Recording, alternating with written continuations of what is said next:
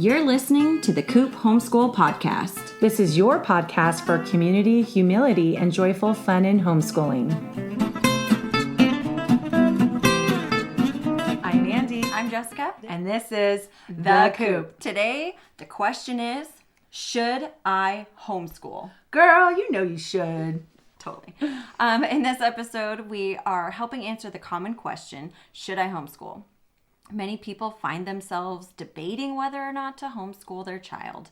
And we're just going to explore a few of the scenarios we hear about most often and give you the answer. Sounds fun. Yeah, but before that, Mandy, what's your scoop on the coop? Well, my hands are covered in pink and purple. Oh, yeah. Mm-hmm. I was tie-dyeing today. That's so fun. It was really fun. We're getting ready for Ruby's 10-year little tiny sleepover. Yeah. Since we don't allow sleepovers normally, we just invited a couple friends. Yeah. To sleep over, and as much as I, of course, would want 10 or 15, yeah, but I can't handle that many actually. So, no. But we're going to be tie dyeing. So, since her little sister is actually not invited, we experimented with what she's going to be tie dyeing. That's cool. So she tie dyed today, and I helped her, and I got it all over my hands.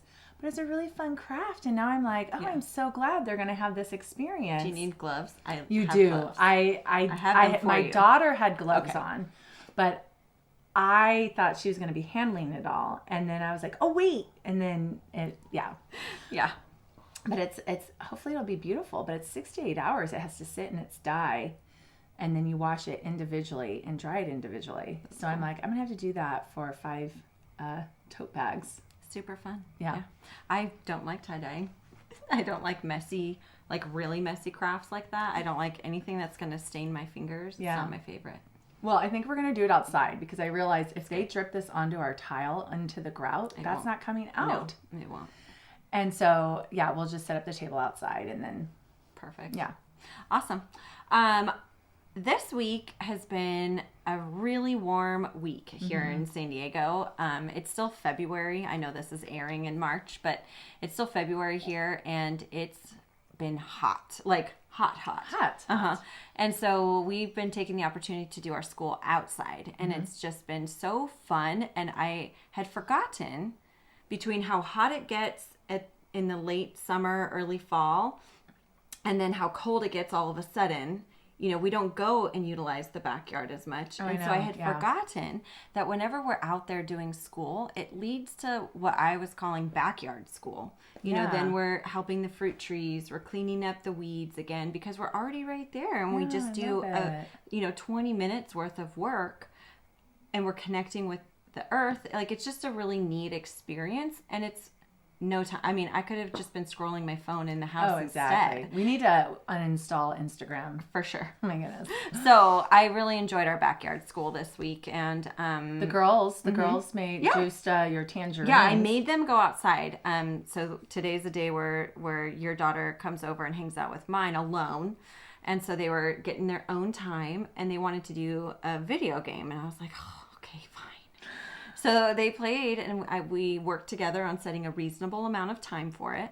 And then I was like, then you have to go outside. I don't care what you do. Just, you have to be outside. And so they went out there, and they were like, I don't know what to do. And I was like, you guys, pick some fruit. We're going to give them to our music teachers today. I mean, there's 4 people. We brought lemons. Me included.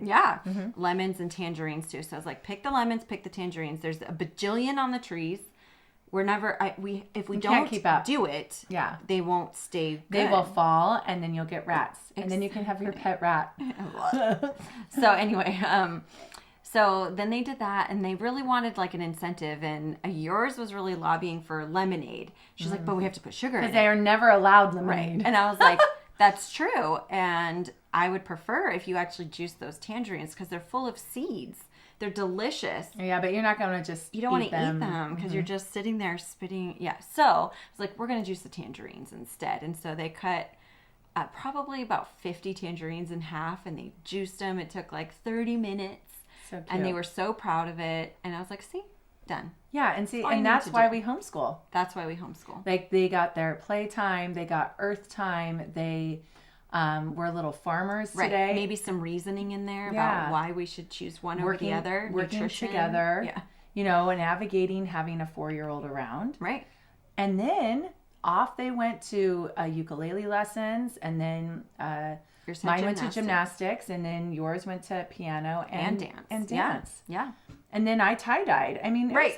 And then also my husband just did Latin and is reading aloud to them. I'm like, that was a robust school day. Right. We didn't open our traditional curriculum stuff, but it was awesome. Yeah, it was living life together and just enjoying things. Yeah. And in between that, I don't know what your kids did, but in the car, we finished an audiobook together. And then when that was over, my daughter immediately picks up the last 10 pages she had in her book that she was reading on her own. Well, we did our Bible catechism because I've noticed I got lazy about it. So the past couple of days, we do it whenever we're in the car. Perfect. And I have the little booklet in there, and the older ones ask the younger, and then the older ones rotate between who asks which questions. Perfect. Yeah. Love it. So it's great. Yeah.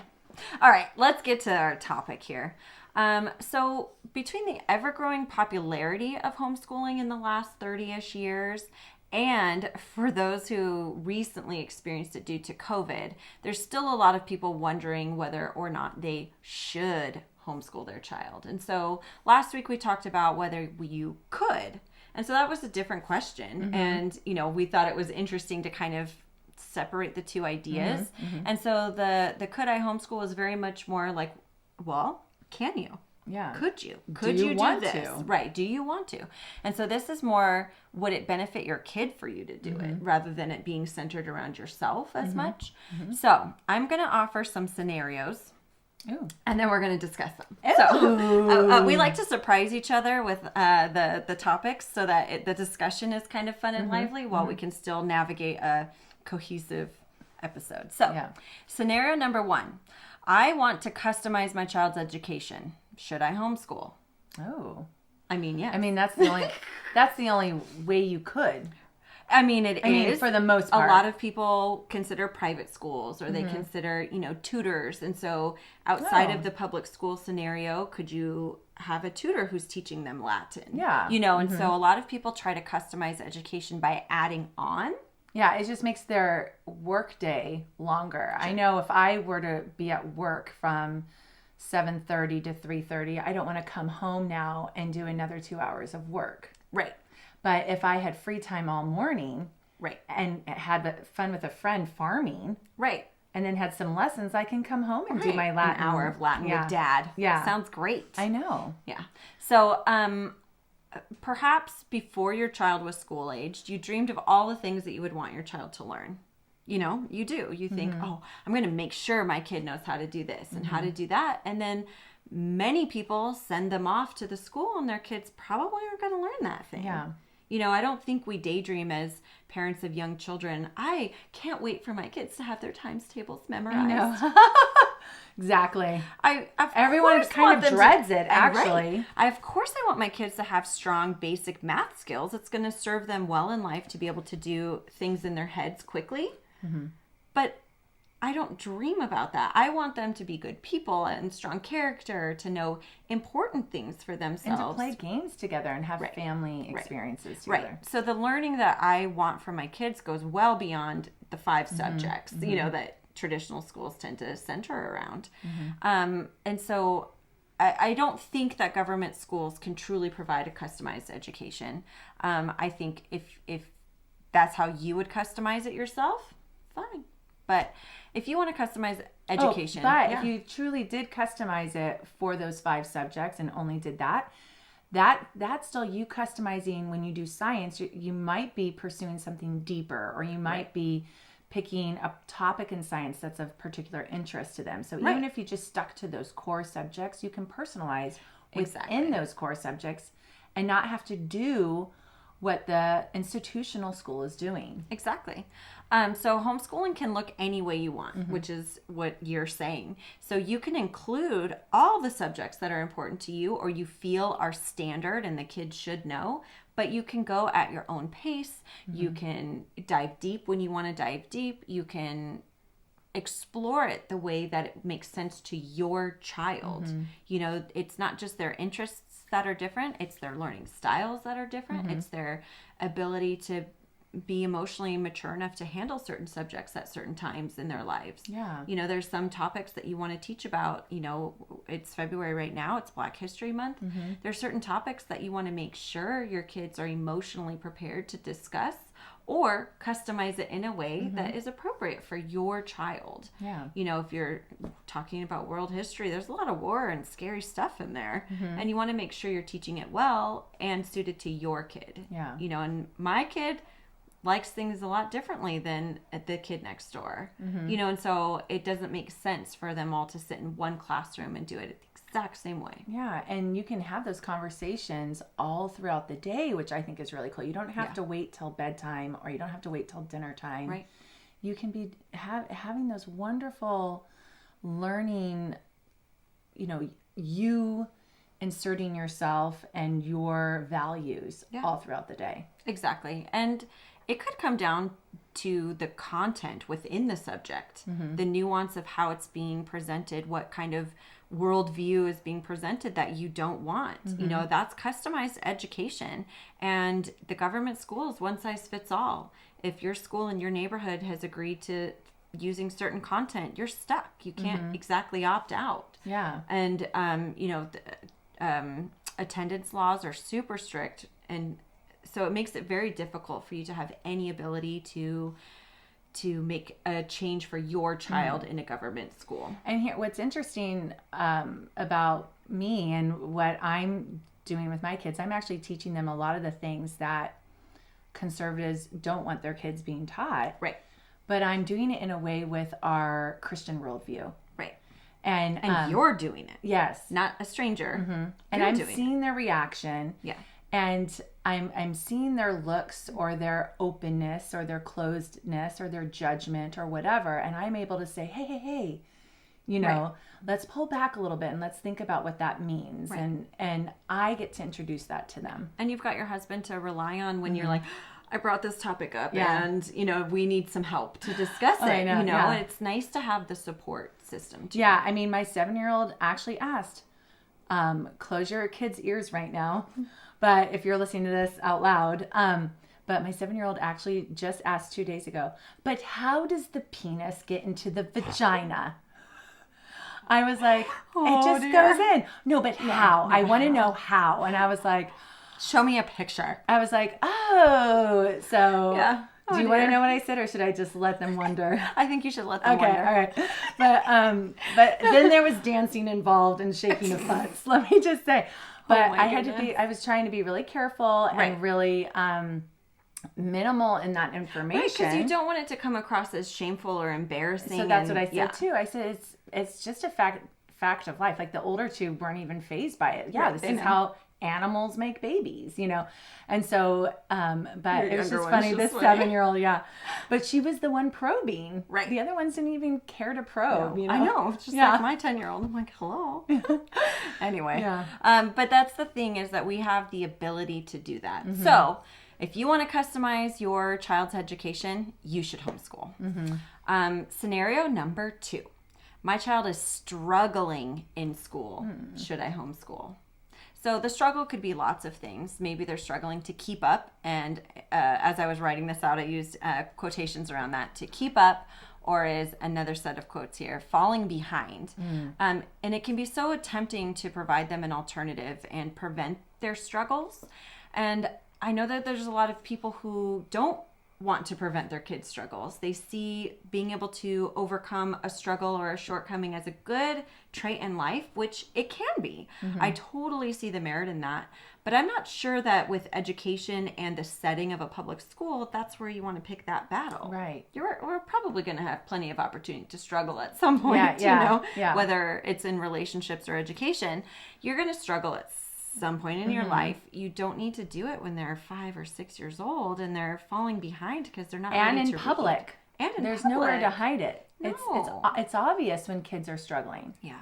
They're put in the different groups, or when they answer the question, they feel the shame themselves. And so does the mom. Yeah. Oh. You know, and I have a friend who's going through that right now. Her just turned 7-year-old is falling behind. Again, I'm using air quotes here because you and I don't ascribe to this idea of falling behind, because this boy is funny and smart, and he will read when he's ready, and he's on his way to reading. Yeah. But he's not keeping up with the standard that the school is trying to pace him on. Yeah. And so this friend of mine goes in to talk to the teacher about it, and the teacher kind of half listens to what she says she does at home. She does 100 easy lessons to teach your kid to read, and she used it with her older child and liked it. It was fine. And it was fine. And her younger son is liking it. He's going through it, but going through it at his own pace. Yeah. But that's not the curriculum that the school is using. That's not the standard that they're on. She needs him to memorize his phonograms and, phonetic whatevers. And she's like, I don't understand how that's better than what I'm doing. This one works, yeah. And so what does the teacher offer? Additional work for my friend to do with her son outside of class time. Instead of just seeing how things go. Right. And this is a hybrid charter school. So these kids are on campus 2 days a week and do a few of the core curriculum subjects with their classmates. And then they homeschool 3 days a week. Well, it's hard to... So when you have a hybrid, you kind of you can have the best of both worlds, but then you also still have the pressures of an institutional school. And going back to scenario 1, you kind of have a half customized education, because you might be able to swap out a curriculum here or there, but they still want you to keep up with the standards more so than an independent study, and definitely more so than just privately homeschooling and doing what you see best for your kid. Yeah. But I like to think that you could actually take that part of the struggle away, because ultimately I imagine that most people's goal is to create lifelong learners and people who love to learn. And you can't do that if they're struggling the entire time through their education.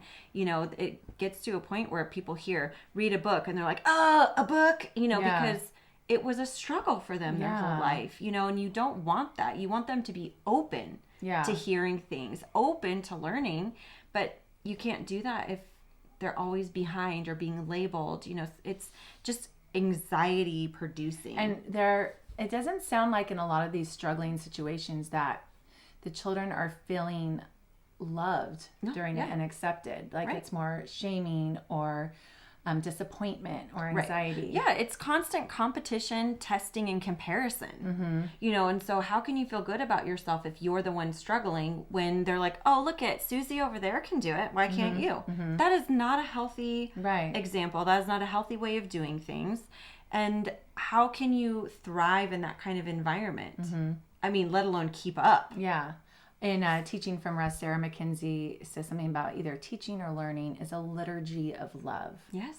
I love that. Yeah. And so when someone's struggling, you want it to be a liturgy of love and not anything else. Right. I fully agree with that. So homeschooling can remove the competitive aspect, the need to check boxes, the need to reach benchmarks. You can take that away. It's hard to not do that. It's hard. Even we don't have a lot that we have to keep up with, but just our mentality coming from public school. Yeah. We like to check off boxes. We talk a lot about it in deschooling, but we're so used to this idea that kids learn it at this pace, but that pace is arbitrary. Yeah. It was set so that you can mass school people. Yeah. It wasn't set because some child psychologist somewhere thought this was the ideal way for kids to learn. It was set up so that it could be done at a mass level. And when you boil it down to that, it's easy to say, oh, I don't have to put up with that then. Right. No. That doesn't have to be my standard. You don't need to bombard them with so much information that they're going to struggle. Like if they're struggling with something, then you literally could just either take a break from it or you can just focus on like a different way of approaching that subject. So, if your child is struggling in homeschool or struggling in public school, you should homeschool. Yeah. Obviously, where this is going. Obviously, we have a bias here, but I'm sure you're tuning in because you want to hear what we have to say about that. Yeah. Scenario number 3, my child is getting bullied, harassed, picked on. Should I homeschool? Yeah. Bring that baby home. I know somebody that was happening to. Yeah. And she had lost her smile. She had lost her sparkle. And so I said, I had a phone call with her mom. And I said, when I was with her, she was not the girl I knew. something is wrong. And she said, well, she's getting bullied at school. And I'm like, take her out and homeschool her. Because the mom wasn't a working mom. Right. So she could do that. Yeah. And so very easily. Yeah. It's possible no matter who you are, but it's way more possible if you're not already working. And so she did. And that girl has grown up to have so much innovation in her life and created businesses and has done so many wonderful things. Right. Yeah. I have a student right now that I'm watching closely to see how things unfold, because this mom already homeschools her daughter who's on the autism spectrum. So she already homeschools this child with the support of her mother. So the grandma stays home and does the educational learning throughout the day. The parents are very involved, but they're both teachers. They're teachers in the public school, but they teach arts. And so they are these amazing people, and I love their whole family. And so that I know that they also see the benefit of homeschooling, but they have their younger daughter in the public school, and she just got body shamed last week by another little 6-year-old. And a 7-year-old. I think she's 7 now. And I was like heartbroken. This child is the sweetest child. And last week she was devastated. Yeah. She came in wearing baggy clothes. Now she notices what she never knew before. She never knew before. And this kid dances hours a week. It's not, the family is a healthy family. Yeah. She's just who she is. And and here's the thing though, like, that could easily happen among our kids. They could body shame someone from the shows they watch or hearing us talk in the background about our own bodies or whatever. But here's the thing. We know we are involved. Right. Like, we know the kids they're around. Right. I can call you and say, Mandy, I'm sure your child didn't mean this maliciously. Yeah. But just know that they didn't realize the impact of what they said. And then it's a big learning moment, and you can't take those words back, but apologies can be made. Right. And it's not a bunch of administrators trying to figure out what happened or a bunch of parents who have never met trying to figure out what happened. And you're not just crossing your fingers that it's going to resolve itself at school. Yeah. You know, because that's usually what ends up having to happen. So for this particular child, her mom's on campus. And so I think that she's got great support and an advocate there, and probably a mom who would pull her out in a second if this was a reoccurring instance. Well, I have to say, I was at the safari park and I was sitting there, and this grandma was sitting next to me, and she's homeschooling these boys because it was COVID, and her both the parents work, and they didn't want their kids virtual schooling for so long. And so she's like, yeah, but I feel like the grandma is saying, I feel like they're missing out on developing, strength and figuring out how to handle the bullies at school. And I was like, why should anyone under adult age have to know how to handle a bully? Right. You don't have to put up with that in the workplace. That's unacceptable. That's not one of those toughen up situations. That's that's not appropriate. Yeah. And that I was like, why do they have to develop a skill they will never use as an adult unless they're in a toxic environment? Right. Which I want them to recognize and not be in, not accept it as okay and normal sometimes. That they still have to go back to every day as a way to build grit. Yeah. I don't like that one. So she was like, oh, you just, and what was so cool about this grandma, she was totally like open and humble about it. She's like, wow, you just really taught me something today. Oh, that's awesome. I know. I loved that. I was like, yeah. I'm glad you were brave enough to say that. I know. I'm totally sometimes that person who's like, oh, well, I know, and walk that on. There's a lot of things that I do that for, but on that thing, it was like, no. I can't say that that's something that they should learn. Right. You can't even nod to that. Yeah. I couldn't. It just goes against everything in your body. I know. Yeah. I like to think I would too, but I don't know. I don't like anything that feels confrontational. And so anyway, I like to think just about the type of environment you might be able to provide at home. If you can provide a safe, comfortable learning environment, I think that's the ideal place for a child to be learning, where they feel safe to learn, where they feel like they can make a mistake. I mean, how often do we hear about, you have to fail in order to succeed? Oh, yeah, totally. We hear that all the time, but when it's hard to fail because you're getting picked on or bullied, how are you going to get back up and succeed? I know. It's tough. So I absolutely think if you've got an environment that you can't protect your kid from, you should homeschool. I agree. Yeah. That one doesn't even need a lot. That one's pretty good. Okay, scenario 4. We are slaves to the school schedule and homework. Ugh, yeah. Should I homeschool? And we covered this a little bit in the customized education. You mentioned if you wanted to add tutors onto the school day, and then you didn't even mention the homework. Oh yeah. So on top of the 2 hours after school is the 2 hours after school of homework and some people papers and projects, dioramas. Like that's not even the school that they do during the day. No. It's basically what is happening in some scenarios. Kids are coming home from their work day. I'm just going to call school their work day. Sure. From their work day to then be homeschooled for the rest of the day. Right. With their homework. Right. And it's just like we just do the quote unquote homework, whatever it is. We just do that amount of time. Together learning. The together learning. We do that 2 hours or 3 hours and that's it. Maybe 1 or 2 days we'll have some really long days, but I think your 3 hours is your long day. That is my long day. That's when my son starts wanting to cry because it's too long, But, it's just like you're already asking them to do so much work and then they come home and then your entire relationship with them. Yeah. When are you playing games? When are you just sitting around shooting the breeze? When are they just allowed to talk about anything they want to? Yeah. When can they just sit on the ground and play with the carpet? Right. Like draw things in the carpet. Right. Like they need that downtime to just be bored. Right. To know themselves, to know you. And it'd be awesome to have more time as a family. I don't think many people go through their lives and think, I wish I spent less time with my family. I feel like I've said this exact thing on the podcast before, so sorry for the repetition, but I mean, truly, I don't think I will regret the time I spend with my family. And in fact, as much as I do, I probably would regret not spending even more time or the focused mental time. Like us even doing this podcast, it takes away from our family time. Totally. This is a Thursday night. It's 7:04 right now. And we're not with our families. We're together, which we love our time. And you certainly should have adult relationships. Right. But you just think about every little thing that you do outside of your family takes away from that time. And your kids are little for so short a time. Yeah. And then they're gone. And what makes it possible for us to come and do something for 2 hours at night is because we are with them all day.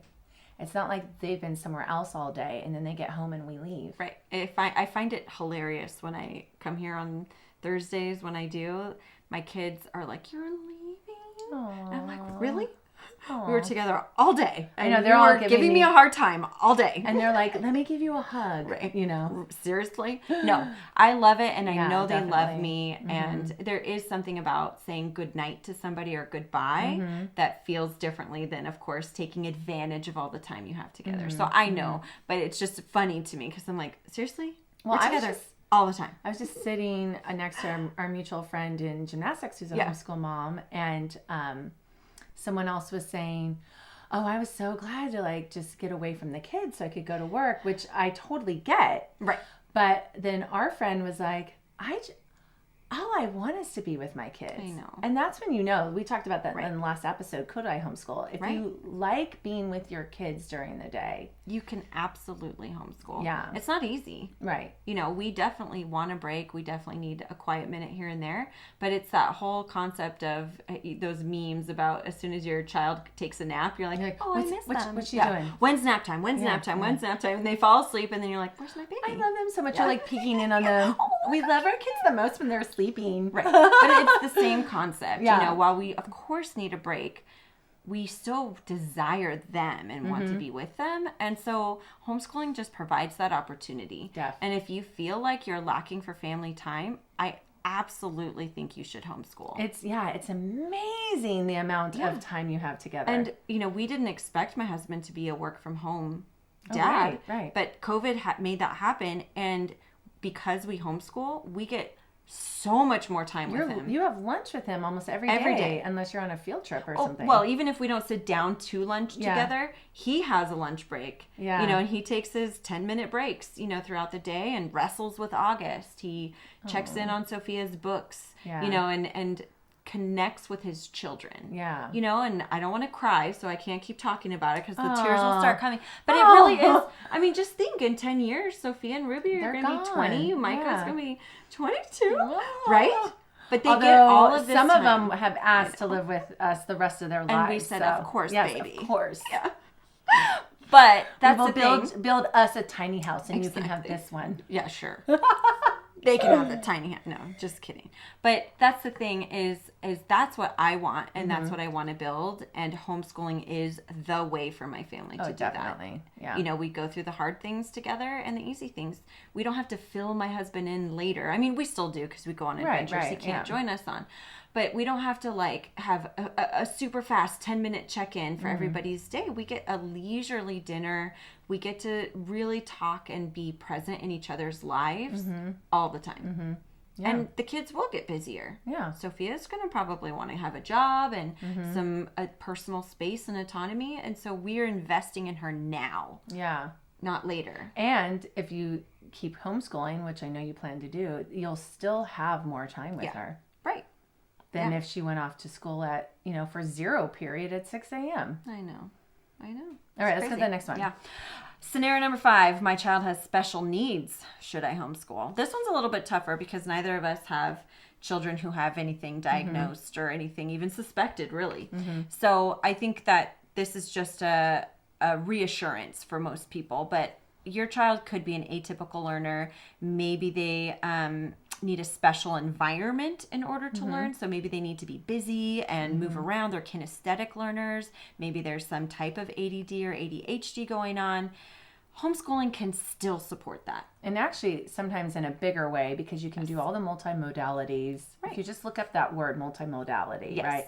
You'll have so many more. You have so many more options and freedom to do those multimodalities than you would in a classroom. And then they leave for a little bit to do their little work, their little time of work with the counselor or the resource teacher. Yeah. And you can do it all day. Yeah, I absolutely agree with that. And I think that it's the one size fits all classroom is not going to be a service to that. The resources that the public schools offer can be helpful and they're available. And so I know it's extremely tempting, but they don't spend all their time there. Right. They spend all their time in their classroom. And so that's where they're going to struggle. It's not a customized education. You're missing out on these opportunities. Often these atypical learners are the ones who get picked on in school. Yeah. Because they're falling behind or they're not learning the same way as the other kids and they need different treatment in class. And so that makes them the outcast. Yeah. They're not just falling in line. When I was getting my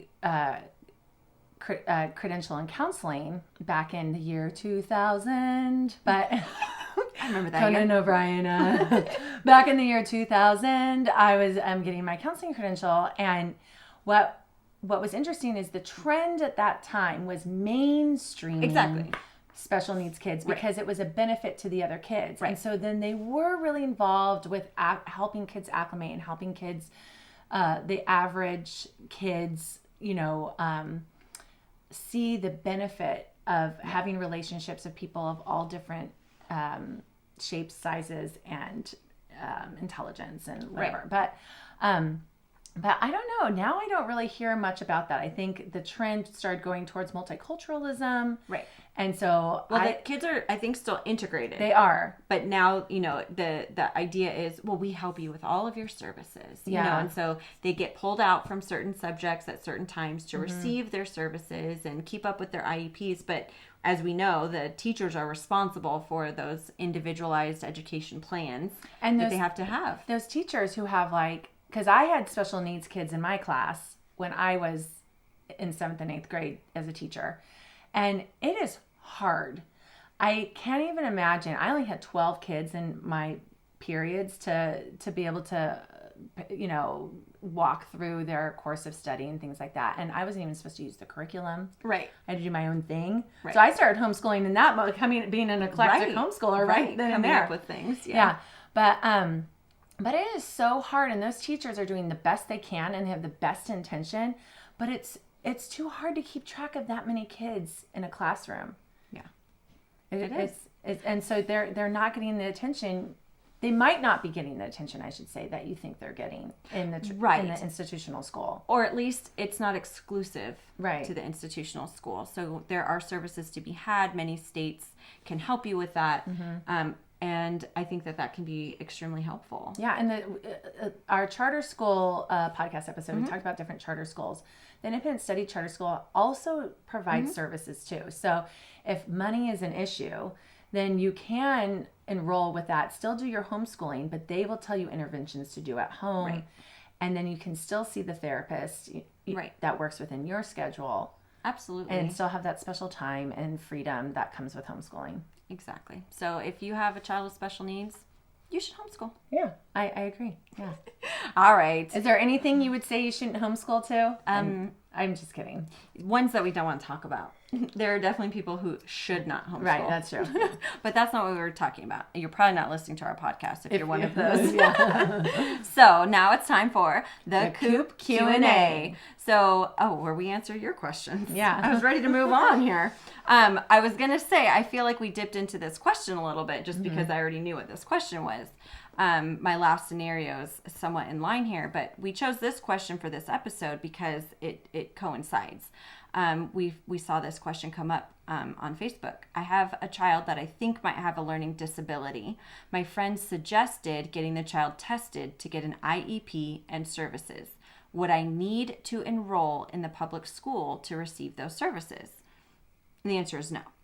I mean, you might need to enroll in the public school to get the public school's services. Right. And the IEP is individualized educational plan. Right. So that is a part of the public school system. So you don't get an IEP if you're not enrolled in the public school.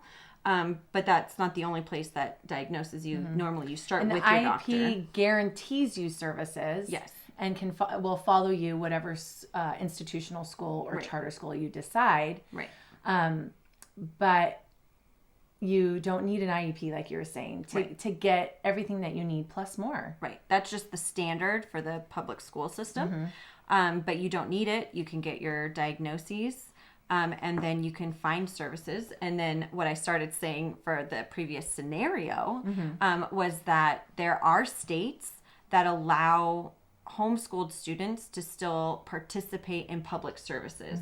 And so they could take one class on the public school campus. I believe Utah has a friendly system like that. And so if you were in a state like that, you would go to the school for your services if you needed them.